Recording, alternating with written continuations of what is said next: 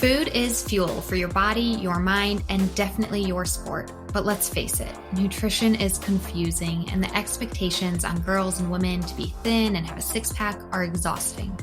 If you've ever been frustrated with your body, confused about nutrition, obsessed with eating healthy, or guilty when you don't, underate, overate, or overtrained, and overwhelmed with all the pressure, then this podcast is for you.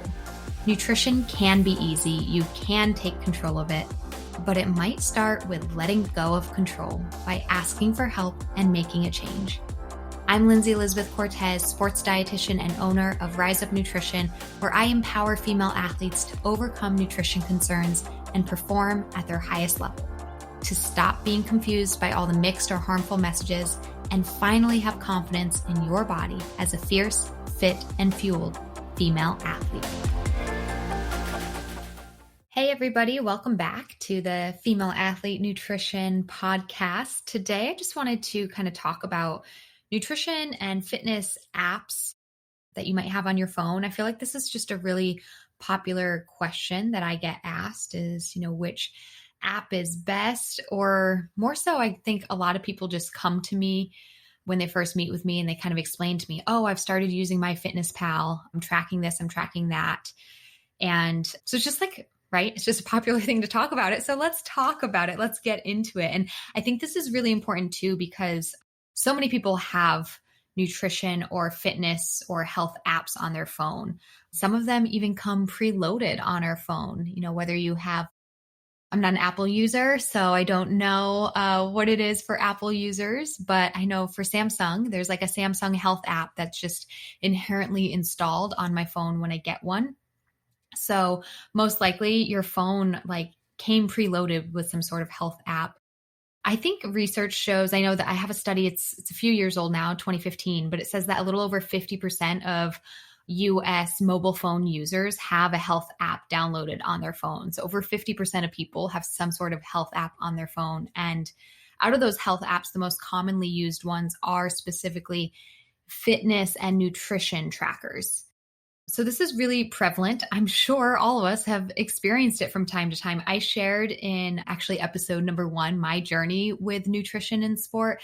I shared that I began counting calories at a really young age, but it was actually before I even had a smartphone, and it was before using any of these calorie counting devices. But of course, when they did come about, I absolutely used them as well. At some point in time, I don't anymore. I don't have one downloaded on my phone. It was actually an intentional thing to delete that. But it's just really common. And so, when I think about these nutrition and health apps, I kind of put them into 3 different categories. And I kind of wanted to go into these 3 different categories and talk about the pros and cons. As I just mentioned, I don't have one downloaded on my phone currently. So as you can imagine, I think there are some cons associated with having a nutrition app or tracker, but this might not be the case for everybody. So when I break down these 3 different categories that, I think of in my head, we've got our traditional nutrition calorie counters. And then category number 2 would be kind of those fitness or performance trackers. And category number 3 would be some sort of professionally monitored app, such as one that I use with my clients. All my clients have access to an app where I can monitor their nutrition through that app. So something that's kind of more like with a coach monitoring it along with you. So let's kind of dive into these 3 categories, talk about them, the pros and cons. And we'll just kind of start with that first one, the very traditional calorie counting app. The first one that comes to mind is probably MyFitnessPal. That one has generated a lot of users over the years. And, probably a pro to it is how user-friendly it is. It's just very easy to use. And that's why most people flock to it. Before I go any further in this conversation, I actually should probably say I have no affiliation with any of these apps and just no affiliations. I'm just talking about them. I'm not connected to them at all. Okay. So back to that first category of calorie counting type apps. We've got things like MyFitnessPal, Lose It, Fat Secret, Spark People, MyPlate.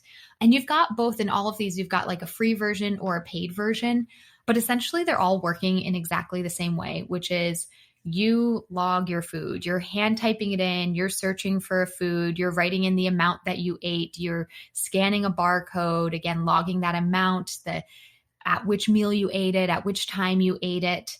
Essentially, they're all the same, right? I think MyFitnessPal, why so many people have that one, is how user friendly it became, because it's like a user generated service. So the more people that use it, the more accurate or larger their food database grows, because I can create a food. I, as a user, even a free user, can create a food and give it its macros and nutrition facts. And then you, somebody who doesn't even know me, might be states away, can search that food and find it and say that you ate that food too. So its food database is just huge. And you have that ability to really customize recipes or meals too. So, what are the pros about these types of apps? We'll start with the good. Let's be positive. Let's start with the good. I think the positive things is that you can just generally learn about food. If you have no clue the nutrition facts of an apple, but you can search for an apple and you can learn, oh, okay, like a, medium-sized apple might have around this many calories and it's mostly carbohydrate. Okay, cool. Like I just learned something. Oh, there's no protein in an apple. Okay, cool. I just learned that. And honestly, let's be real, that's helpful. I can't even begin to tell you how many times I've done nutrition education workshops, presentations, seminars, and I play this game.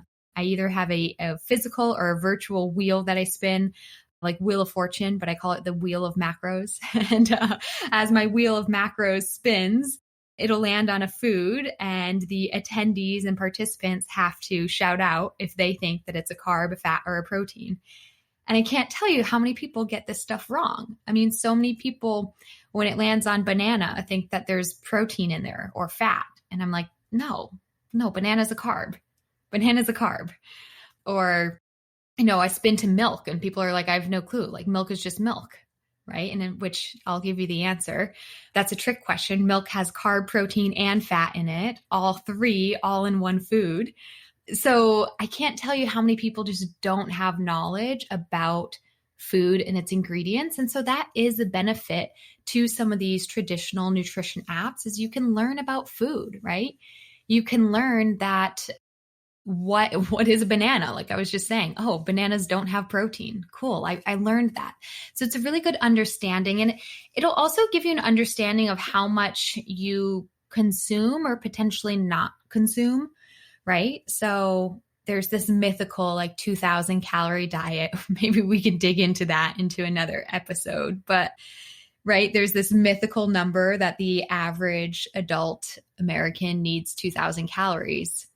And so as you're tracking your food, you might realize like, oh, I'm having way more than that, or I'm having way less than that. And so I think that, this can be just an understanding, because a lot of people just don't have a concept of calories. They just eat a meal and they just eat a meal and they're really not sure. So I think this like general basic nutrition education, basic understanding of macronutrients and what food is comprised of, maybe basic understanding of how much or how little you're eating could be beneficial. That's about all I've got. So we're going to switch over now to the cons, to the negatives, which I could probably go on for a really long time. But let's start with the obvious one, which is, okay, now I have a concept of how much I'm eating, but how do I know what's right for me? Okay, I'm eating 2,200 calories. Is that good or bad? Is that bad because it's over that mythical 2,000 calories, right? These are some of the questions that you might be asking if you're using one of these apps, and you might very easily get steered in the wrong direction if you don't have the proper guidance, knowledge, or education on what your body needs. And here's the other thing. These apps usually do try and give you a recommended amount. This is where we start going really wrong. It'll ask you to enter in your height, your weight, your age, and then it might even ask you like what your goal is, what your goal weight is. Do you want to gain weight, lose weight, maintain? And it will spit out a calorie recommendation for you, potentially even a macro recommendation. And these can just, I'm not going to say they're wildly inaccurate, because it is based on a very generalized equation, but that generalized equation just cannot account for your individual needs. It just cannot. And from personal experience, I will tell you that if I were to follow any one of these nutrition apps and eat the amount of calories that it told me to eat, I would starve. Maybe a little extreme to say starve, but I would be so hungry. It's not enough food for me every time. And I've tested this out many times. I'm not saying I've done it, but I've tested out what does MyFitnessPal say I should eat? And I look at that and I'm like, oh my gosh, no way can I eat that little. I need way more food than that. I always do. Always. It always underestimates how much I need. Now, this kind of brings me to another point, actually, which is that most of these nutrition apps and calorie counting apps really are focused on weight loss. It's more of that like diet type approach. Actually, another study said that most of the nutrition tracking apps are focused on weight loss. It's not necessarily focused on health or wellness, but it is specifically focused on weight loss. It's like this is kind of a result of America focusing on obesity or trying to battle obesity so much. Is they've, just industries and companies have come up with these calorie counting apps that just continue to focus on weight loss as opposed to health. So for somebody who's not focusing on weight loss, and I should add, for somebody who shouldn't be focusing on weight loss, because there are some people who are focusing on weight loss that shouldn't be. So for somebody that shouldn't be focusing on weight loss, using one of these apps inherently could be dangerous to you because the whole nature of it is kind of focused on weight loss. And if you don't need weight loss, or if weight loss could be let me say it right. If weight loss could be detrimental to you, then this inherently could be a toxic device for you to use, a really unhelpful app for you to use. So that's definitely a con, is that the recommendations as to how much you should eat is not individualized. It almost always underestimates, especially for athletes. I know for a fact it's underestimates for me, for almost all of my clients that come to me. They're like, well, the app said I should eat this. And I'm like, well, that's not enough for you. It's just not. I don't care what the app said. The app doesn't know you. The app is just using an algorithm and an equation. And it doesn't know you. It doesn't know your medical history. It doesn't know your training. You might say that, yeah, I go on a run every day, but it doesn't understand the differences in a run versus a jog versus a tempo workout versus, this is the big preseason training versus competition time. Or this is, your third cycle of some sort of workout program that you're in. Like the app doesn't know that. It doesn't know your history. It doesn't know you. And so these recommendations aren't individualized. So this is a huge con, and it can be really dangerous. I think it just perpetuates that idea and thought into people of eating less, which is something that I'm constantly combating just in this world and in my clients. We don't all need to be focusing on eating less. And I think that that's what these apps inherently do. So you don't have that guidance. You could be going down the wrong path of not actually giving your body what it needs because you're focusing on the wrong things. And those nutrition macros and calorie recommendations could just be completely wrong for you. I'm going to throw in one more kind of con to this. Oh my gosh, as I'm thinking about it, I'm like, no, there's 10 more cons.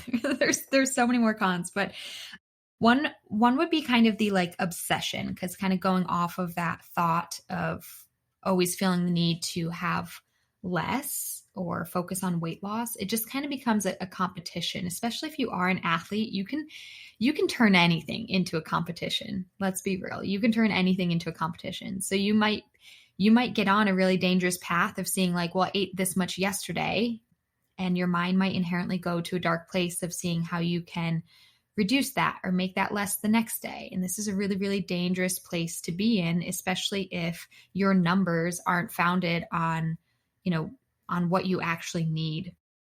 You can become obsessed with the tracking process, and that can take a mental toll, and it can also really take away from your life. How much time are you spending logging every bite of food that you put in your mouth? How much time are you wasting doing that? It can be a lot. And I know from firsthand experience that when I have done this, it's like, I've totally disengaged from my family or the people I'm with to like spend 10 minutes logging my food. Like that's 10 minutes of my life that I'll never get back. And trust me, there were some years where it was a lot more than 10 minutes, right? If you're doing that all day, every day, that's a lot of your life wasted just calculating numbers, and you will never get that time back. And these are just numbers. Think about it. Like the food's already eaten. Now you're just crunching numbers in your head. And as I'm thinking about this too, I'm just like, oh my gosh, there's so many better things your mind can be thinking about than adding like 50 calories plus 120 calories plus 70 calories plus 22 calories. Like that is simple math. This is 8th grade stuff we're talking about. This is simple math that you're wasting your time on. And I just know you have so much more that you can be doing with your brain power than just basic like 6th grade math. Don't you think there's so much more you can be doing with your mind? I think so. I know so. And actually, to kind of jump ahead for my clients that don't use calorie counting apps, because like I said, I don't use one. I don't want my clients to use one. That is one thing that they all really appreciate is they're like, I have so much time now that I just gained by not using one of these apps. And also like, I'm more engaged. I can actually focus on school more. I'm not just adding numbers in my head. So that's really helpful. So I wanted to be upfront with like the benefits of some of those apps as well as some of the cons. And, for that environment of people who maybe does want to just learn about nutrition, this might be one way that it can help you, but we have to kind of really walk that fine line of how much time are you spending here? Are you becoming obsessive? And do you know what you actually need? You're tracking it, but what are you comparing it against? Do you actually know what you need? Because these apps might be leading you in the wrong direction. But kind of shifting gears really quick to that second category of health apps that's really popular is like the fitness and performance trackers. So this would be more of your Stravas or your Fitbits, or again, depending on what type of fitness tracker wearable you might have. Maybe it's a Garmin app, a Polar app, a Suunto, a Samsung Fit. Again, sorry, not an Apple user. So whatever the Apple Watch fitness app is, that's one of those, right? So that's tracking your heart rate, your steps per day, your miles walked, your stairs climbed, all of those more like fitness and performance trackers. Maybe even going so far as to tracking blood pressure for some of these, or maybe things that you can enter in. So let's talk about the pros here. I think the pros of tracking your fitness would be being proud of your accomplishments, helping you set fitness goals and be mindful of them, and to look back and say, wow, that's pretty cool. I had a goal to walk 5,000 steps a day and I did that. Like that's good. I had a goal to hit 20 miles this week, run 20 miles, and I did that. Awesome. Also, these things might be tracking, like with Strava, like tracking your routes, okay, I did this really cool hike and I'm tracking that route. And maybe next time I go and do this hike, I want to see if I can do it faster, keep my heart rate more under control after I go through this training program. So yeah, there's some benefits here to using a fitness or performance tracker as well.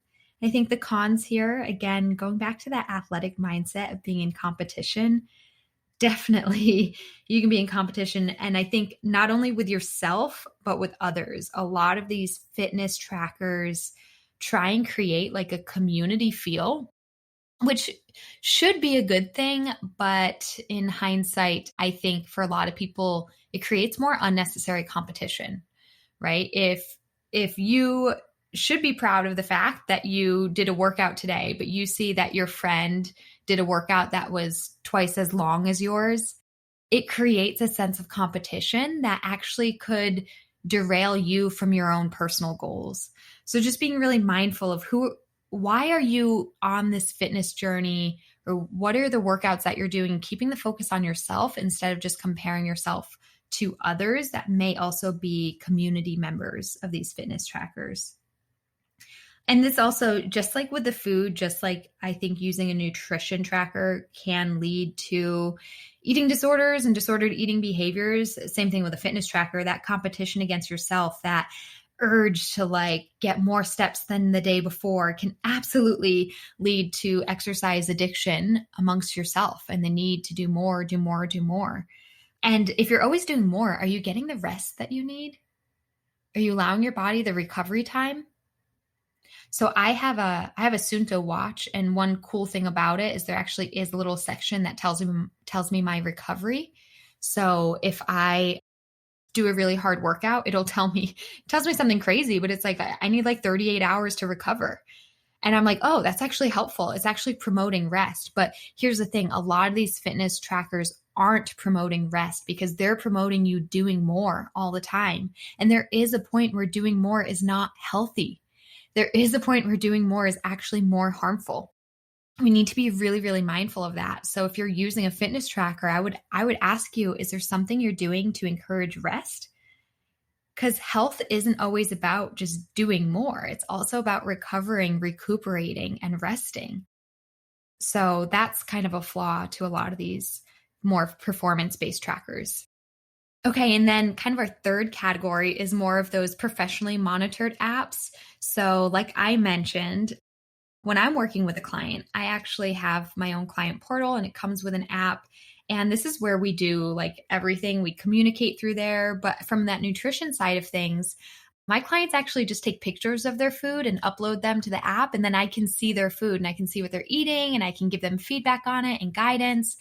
But we don't have all the negative side effects of the whole issue with the calorie counters of being addicted to the numbers or that urge to eat less or not having the guidance because they do have the guidance and they're actually not being triggered by numbers and grams because it's something that we talk about. So it's like, it's monitored by me and it's also just a picture-based app. So it's really, really cool and useful to my clients so that we're working towards their personal nutrition goals, but kind of without all those negative effects of those traditional calorie counting apps.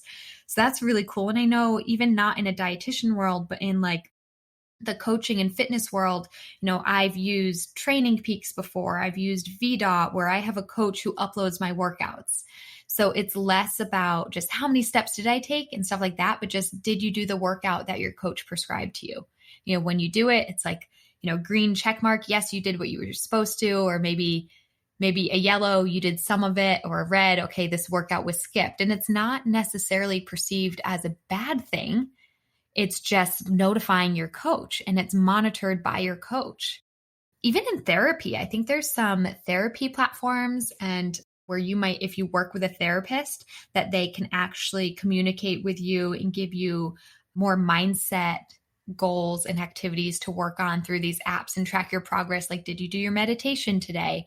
Did you do your mindfulness activity today, or whatever it might be? So I feel like those professionally monitoring apps are great because you're kind of you're getting all of the good intentions of those free calorie counting and fitness trackers without all of the negative cons associated with it. And on top of that, you have a professional guiding you through it. So obviously, you're getting the best of both worlds here. And I think another thing with this is, whereas the calorie counters are, let's be real, they're focusing on dieting. But these professionally monitored apps, like the ones I use with my clients, we're not focusing on dieting. We're focusing on nutrition. We're focusing on nourishment, on health. And with something like VDOT or Training Peaks that you might have a coach uploading your workouts, they're not just monitoring fitness, like your activity level, they're actually monitoring performance, right? So when you have the opportunity or the ability to work with a professional and really guide you through something that's customized, individualized, you can use an app to help you monitor, but you're going to be valuing performance over just fitness. You're going to be valuing nutrition over just dieting.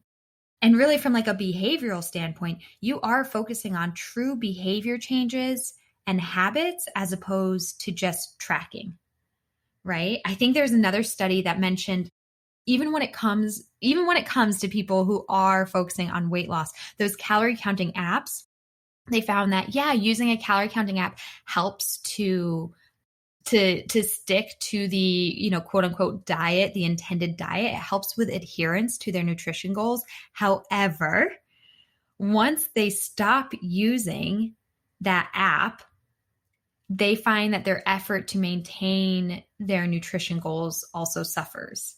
So it becomes this like dependency of like, I didn't actually make a behavior change I just got good at tracking. Like the app helped me stick to my diet because I was regimented with tracking. But the moment that I'm not using the app, now I don't know how to implement these nutrition changes into my life. I haven't actually made a true behavior change. And that's where these apps fail us. It's like, great, we all get really good at just doing mental math, at just counting steps, at taking our mind away from our family, away from school, away from our job, and just being zoned in on our phone for 10 minutes, 20 minutes, 30 minutes throughout the day to just track.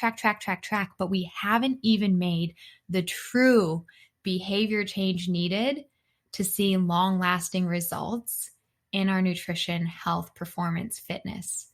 And that's what we all want. We want the real change. We want the real change. We need to focus on performance more than fitness. We need to focus on nutrition more than dieting. We need to focus on real behavioral changes, not just tracking. So to answer kind of the question of this podcast, which is, hey, what's the best nutrition, fitness, or health app out there? Sorry I made you listen this long, but I don't have one that I think is best, because I think the best approach to go is to get something that is individualized and customized, most likely working with a coach, right? Working with a nutrition coach, working with your sport coach.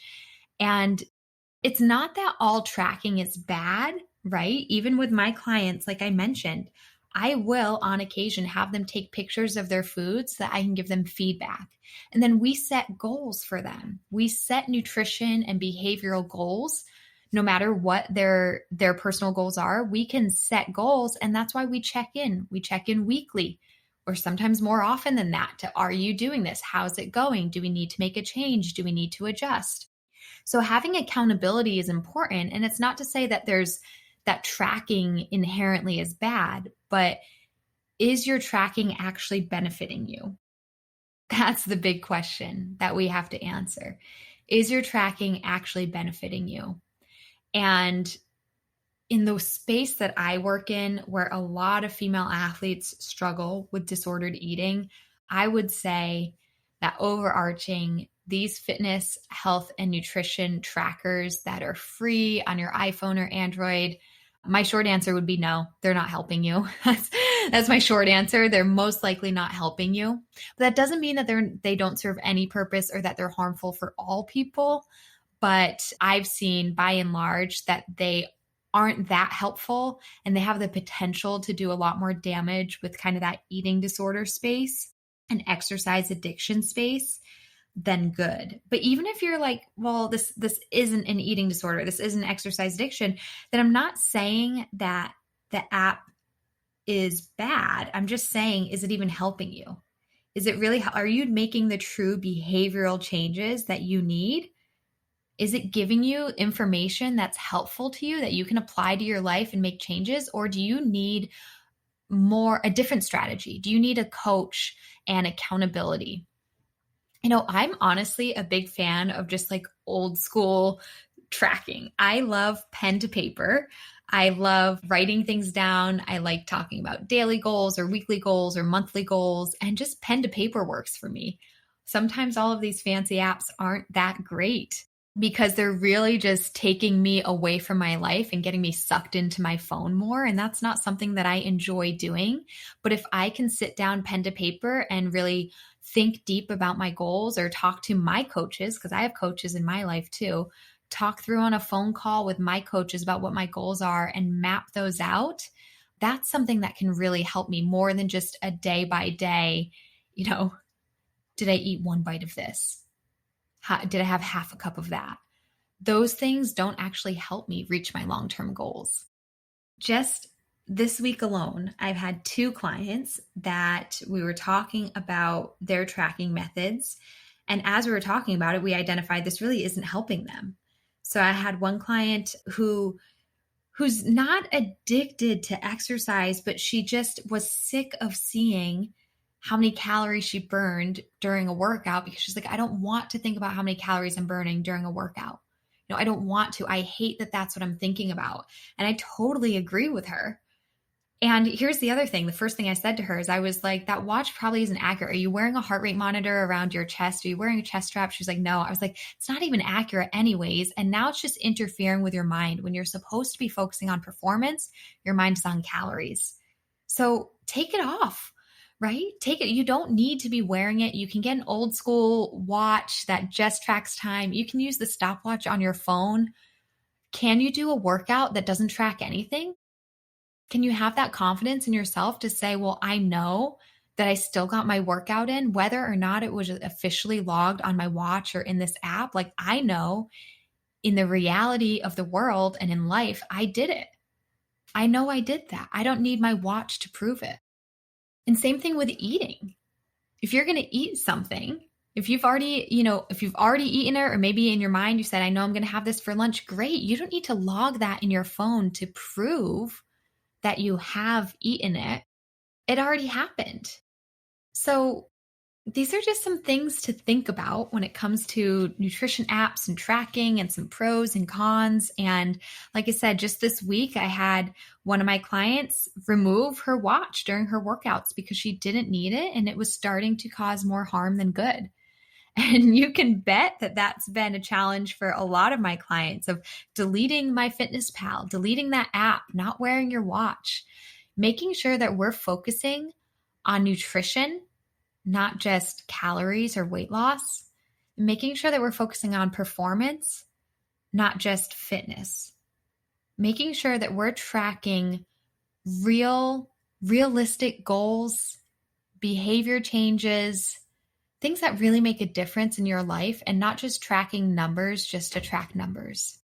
So I want to challenge all of you listening to this. If you're using a fitness tracker, I want you to just ask yourself, if you're using a fitness or nutrition tracker, just ask yourself, is this actually helping me? What are the cons that I see it causing in my life? What are the negative things that it's causing in my life? And maybe you need to make a change to that. Maybe you need to make a change. Maybe you need to remove that exposure from your life, or maybe you need to find a different way. If you still need to work towards your goals, but just in a different way, maybe it's having a coach, a nutrition coach, a sport coach to actually guide you through it. And sure, an app might be involved, just like I have one with my clients, but it's in such a monitored way, and it's making real changes in your life. I hope this was a helpful episode. If you have questions, or if you realize that, hey, I need to stop using these health, nutrition, fitness trackers, and maybe I need more real guidance, real coaching, real accountability, then don't hesitate to reach out to me and pop over to my website, book a call with me, and we can talk about your personalized goals, and we can create a plan to help you reach your goals in a way that is personalized, customized, and that tracking and accountability is in a way that creates real change for you. So shoot me an email, lindsay.riseupnutrition@gmail.com, or head to my website, www.riseupnutritionrun.com, and we can talk more.